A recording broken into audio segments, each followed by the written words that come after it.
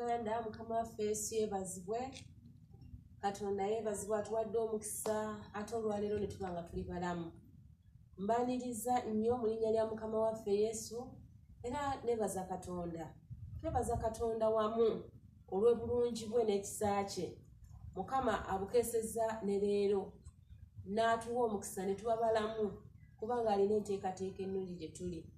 Era Mukama amanyi okusoomooza kwe tuyitamu n'olw'ebigambo ebyo kubanga atuleseewo olw'ensonga kasooke twewonge mu maaso ge nga tugenda okugabana ekigambo kya Katonda kyatuteekeddeteekedde olwaleero nga kiri mu Zabbuli ey'enkaaga-mu-omwenda.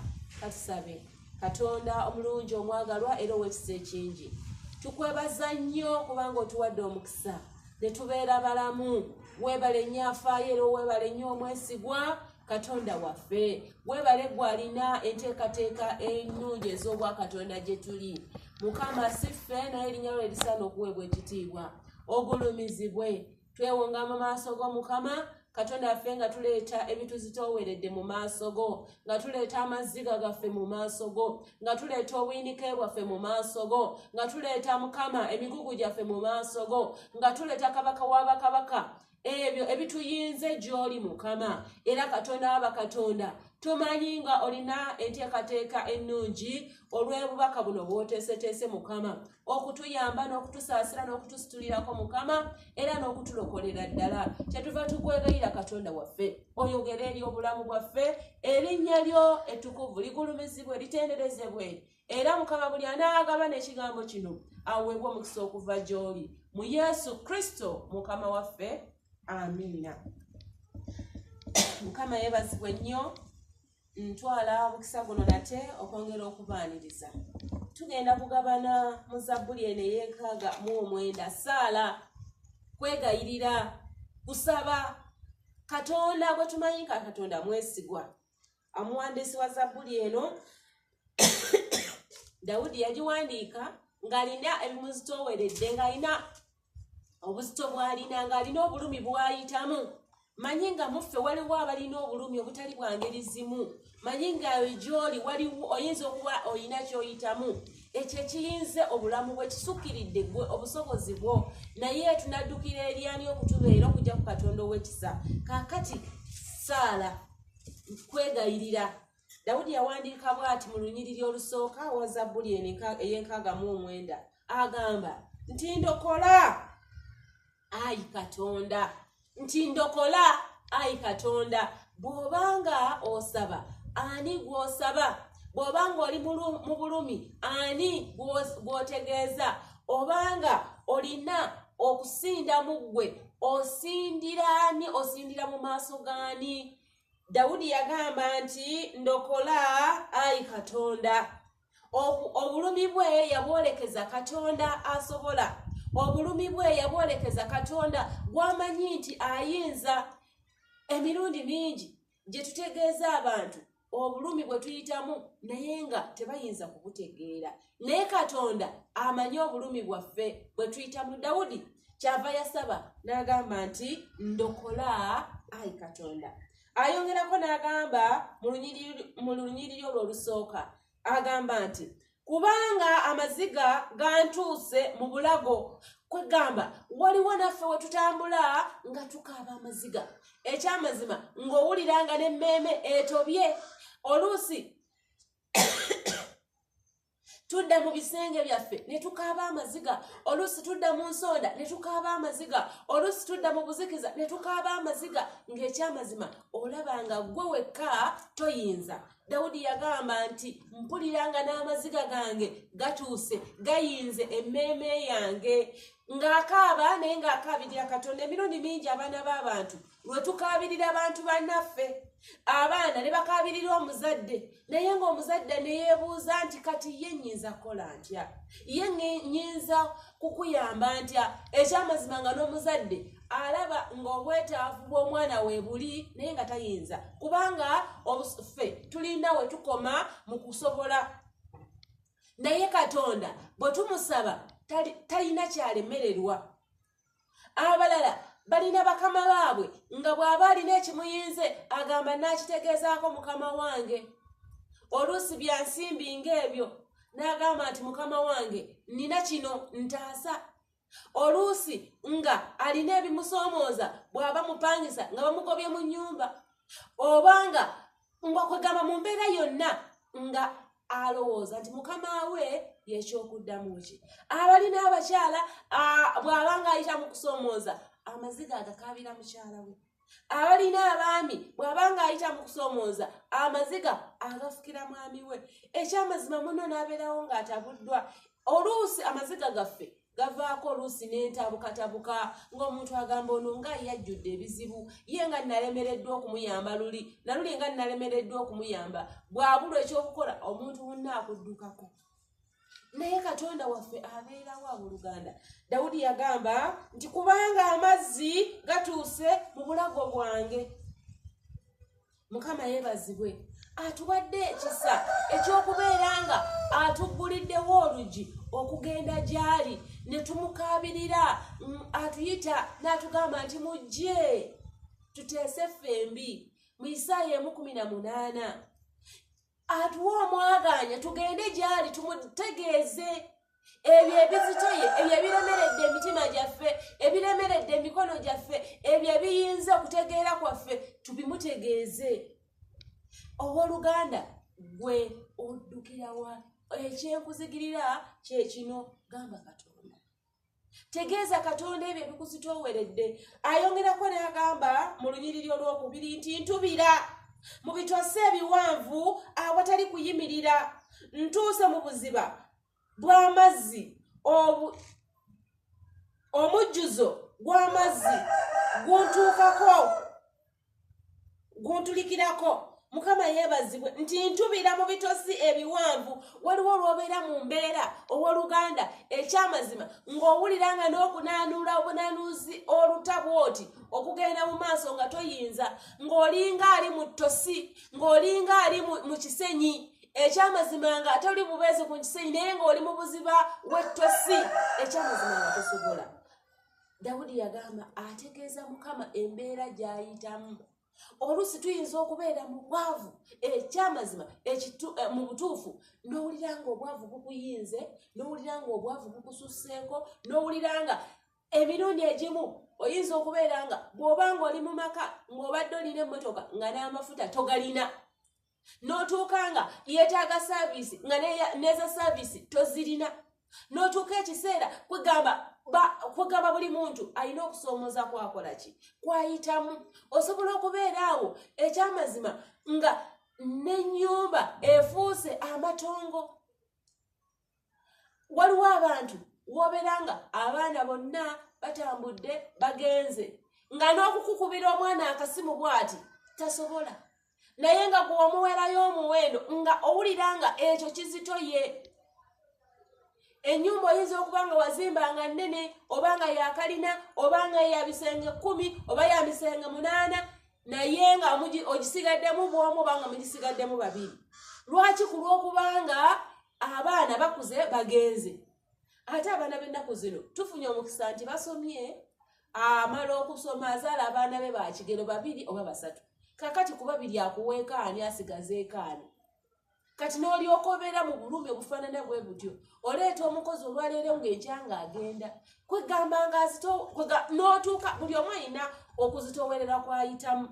Waliwo abantu abamu ng'olwadde ekyamazima ng'obulwadde bufuuse ettosi mw'otubidde, ng'ojjanjabye n'ojjanjaba olwaleero n'enkya naye nga tewali nkyukakyuka, ogezesaako amalwaliro gonna nga tewali kuwona. Ekyamazima ng'oli otubidde mu ttosi ery'obulwadde, naye gwe bw'otubidde oddukidde eri ani? Bw'ozitoowereddwa ng'owulira toyinza yadde okutanula oluta okulujja mu kifo ekimu okudda mu kifo ekirala, oddukidde wani? Dawudi yategeeza Katonda nti ntubidde mu bitosi. Ebitosi by'olimu bitegeeze Katonda, bimugambe kubanga Katonda affe ateeka obulumi bwaffe ku mmeeme ye. Mukama yeebazibwe. ayogera mu lunyiriri olwo olwokubiri wakati n'agamba nti ntuuse mu buziba bw'amazzi obuzito bw'amazzi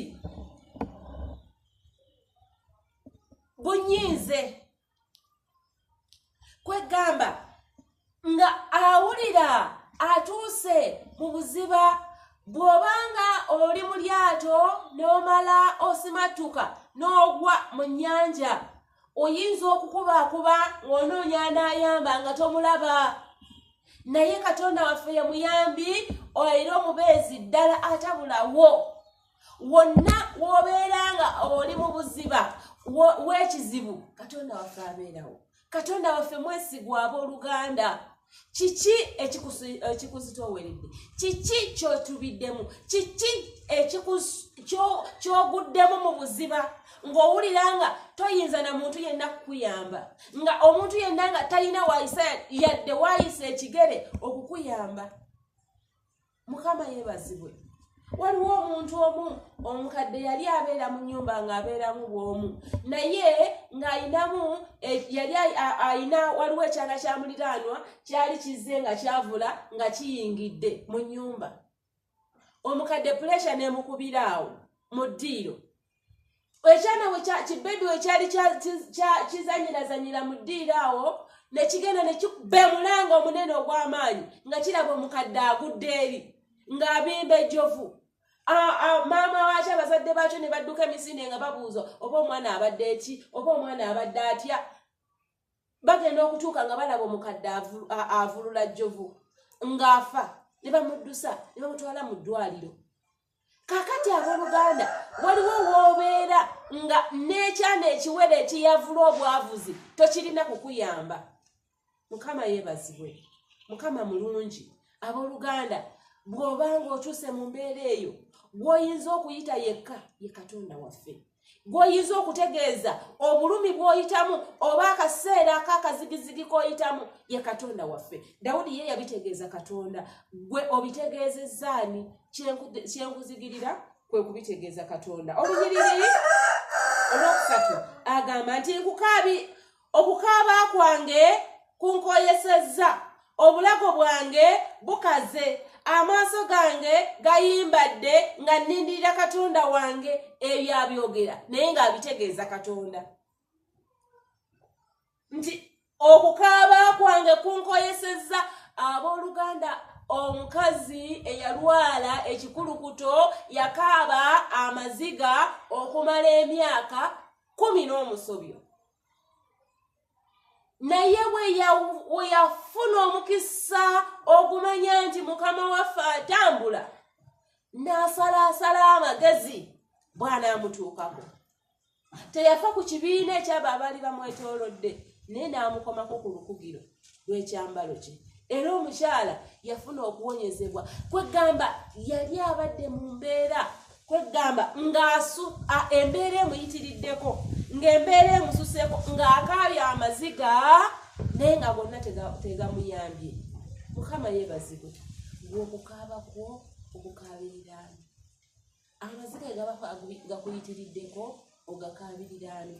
Ky'oteekwa okukola kwe kwegayirira Katonda n'omutegeeza obulumi bw'oyitamu. Dawudi yamugamba nti obulago bwange bukaze.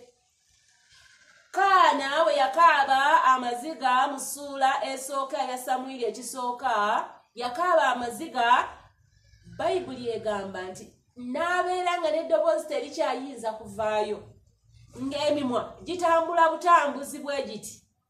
Kabona Eri n'atuuka n'okumulowooza nti oba omukazi atamidde, naye nga so tatamidde wabula obulumi bw'alina n'obulago bwe nga bukaze nga n'eddoboozi terikyayinza kuvaayo. Kiki gwe ky'oyitamu? Bulumi ki? Kusoomooza ki kw'oyitamu? Kiki ekyo ekikuyinze? Kiki ekyo ekikusukiriddeko? Owooluganda kye tuteekwa okukola kwe kukaabirira Katonda, kwe kutegeeza Katonda, kubanga tunaddukira eri ani okutuyamba okujjako eri Katonda waffe. Dawudi ayogera mu Zabbuli eno eya20 olunyiriri olw'omusanvu nti abalala beesiga amagaali, abalala beesiga mbalaasi. Agamba nti naye nze naayogeranga erinnya lya Mukama Katonda wange. Katonda ye mubeezi. Katonda kyekyokudamu ye ansa. Mukama yeebazibwe. Kama mulungi. Bw'obanga ebirala byonna obitunuulira, omuwandiisi Sulumani mu kitabo eky'omubuulizi agamba ti ebyo byonna bw'ofuba kuno na kuli mu kino na kiri naye nga temuli Katonda, kugoba mpewo, kuteganira bwereere. Ebyo era Dawudi abinyweza mu Zabbuli ey'ekikumi 27 olunyiri olusooka nti Mukama bw'atazimba nnyumba abazimba bazimbira bwereere. Alina olunyiriri lwaddako awo n'agamba katusomewo. Zabbuli 10:27 Zabbuli 10:27 ayogera bw'ati ti Mukama bw'atazimba nnyumba abazimba bakolera bwereere. Mukama bw'atakuuma kibuga omukuumi atunuulira bwereere. Mbadde njagala nnyo tutuuke ku lunyiriri luno olwokubiri. Mukama yeebazibwe. Agamba nti muteganira bwereere bwe mukeera okugolokoka era bwe mulwawo ennyo okwebaka era bwe mulya emmere ey'okutegana kubanga abaagalwa be abawa otulo. Muteganira bwereere bwe mukeera. Waliwo olw'osula ng'okukunadde olw'ebizibu, olw'amaziga, olw'okusoberwa, olw'okutabulwa, naye osulira bwereere ng'otunula bw'oba tobitegeezezza Katonda. Waliwo lwe tukeera ennyo mu matulutulu, waliwo lwe twebaka obudde nga ekikeerezi ng'obudde bugenze nnyo naye nga ne bye tukaaba tetubitegeezezza Katonda. Mukama yeebazibwe. Gw'otegeezezzaani owooluganda komawo eri Mukama omutegeeze ebyo by'oyitamu ebikususseeko. Tetwaliteganidde bwereere. Tekyandibadde kirungi okuteganira obwereere. Omusajja yamala emyaka 38 ku kidiba naye nga tawonyezeddwa. Oyinza okubeera awo ng'okaaba amaziga ng'okaabirono n'omala ekiseera kiwanvu nga tofunye kubeerwa. Naye Mukama waffe bwe yayingirawo omusajja yasobola okufuna okusumululwa. Ekitegeeza nti okusumululwa kwaffe, essuubi lyaffe, okuwona kwaffe, obwetaavu bwaffe byonna biri mu Katonda waffe. Mukama yeebazibwe. Ayongerako n'agamba wano ti amaaso gange gayimbadde nga nnindirira Katonda wange. Ibulayimu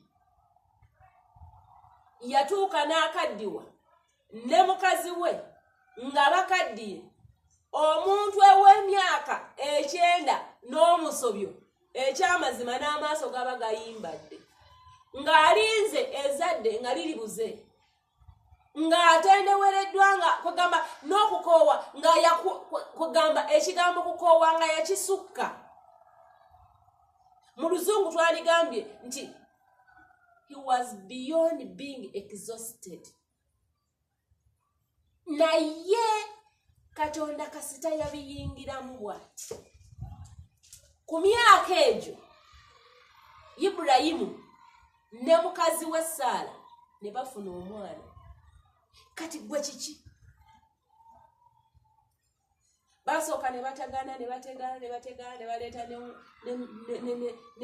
n'omuyambi. Neera nga Katonda oyo teyali wandagaano. Era Katonda teyamubala. Kati abooluganda kye twetaaga okukola kwe kutegeeza Katonda waffe. Amaaso galeme okutuyimbaalira obwereere, obulago buleme okutukalira obwereere, tuleme okutubirira obwereere mu bitosi.